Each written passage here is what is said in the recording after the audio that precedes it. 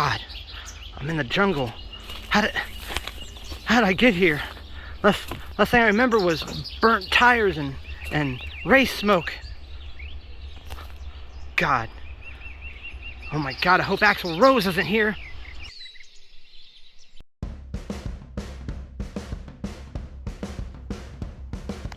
What's going on, everybody? Shrunken Coop Garage here. Welcome on back to the channel. So today's video, we're going to be trying to make a bomber seat, or at least a bomber seat for the coupe, because I'm not a fan of these seats that are in it. These are out of a Chrysler Town & Country that I believe, and they were put in here because they're actually high up on pedestals, so you can see over the dashboard, because an average seat in the shorter track, like out of an S10 or like a Caprice or something, it was really short. So whenever we had a bench seat here, we had these like 2-inch tall pieces of tubing that we had in a really long bolt, and it was just kind of unsafe. So we put in these pedestals and these with the armrests, and it was really nice because these were meant for cruising. But I myself am not a fan of them. I don't like the pattern that's on them. I just don't believe that they fit into this vehicle. So today I'm going to try and go down to the shop, see if I can find any aluminum or some thinner stainless steel that I have laying around, and see if I might be able to make a bomber seat to replace this. Nothing fancy, nothing with a bunch of holes or anything. This is just purely trying to make a old school looking seat to go with this build to fit right in here. And I kind of want it to be maybe about yay high. I don't really like having the whole headrest back there and everything, because I'm usually leaning forward, paying attention to all my gauges and everything over here, and trying to listen and make sure everything's running right. So let's go ahead and head down to the shop. We're gonna see what we can find, and hopefully we can find something pretty good. Alrighty, y'all. So luckily I was able to find this wonderful flat piece of aluminum that I'm going to proceed to clean up and get a real nice size piece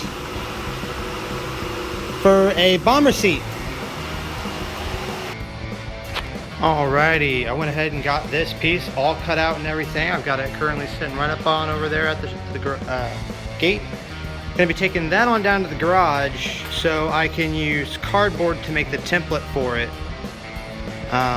Because cardboard's a little bit more forgiving to work with whenever you are making something, especially like a template.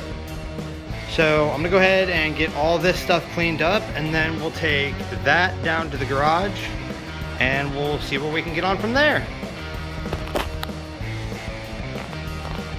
Alrighty, so we're back down at the garage now because the shop is getting a little bit hot and it's just a tad bit colder in this garage. So found a wonderful big ass piece of cardboard that I'm going to be using. We're going to make a template for the seat. I'm going to try and make it into out of one solid piece. I got a nice little piece made here. So lengthwise, this piece is at 37 inches. The bottom and the top of the seat are going to be 32.5 is the total length after the bend. I gave a little ½ inch there just to give it a little bit in case it tries to take up something. If anything, I might do like an inch where it's just 2/45. And then we might be able to make some side attachment pieces out of these. I don't know, we'll see how far we can get with that. But first things first is that I have to cut this up, bust out the Sharpie, and make a template, and then we'll be able to go on from there. So first step, template.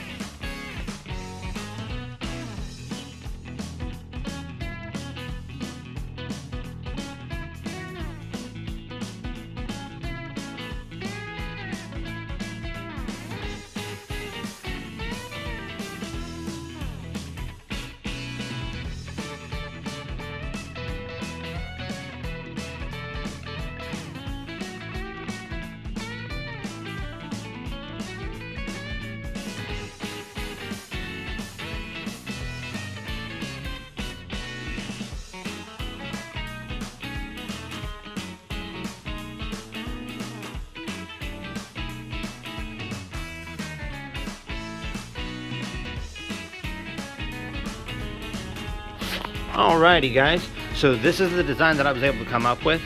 to fit the dimensions of the piece of aluminum that I have to work with.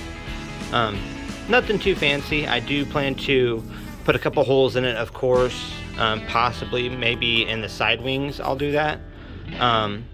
I still have to put in figure out where I'm going to be putting the slots for the seat belt, the lap belt to come through it. This is the bottom, this is the back, these are the wings. I don't believe that this is proper. I think this is wrong because I don't believe that I compensated for the 45s right here. The 245 bends that I want to do. Just to have it like, whenever it goes back, it'll just look a little bit better, not just bent straight 90. I don't believe that I compensated properly.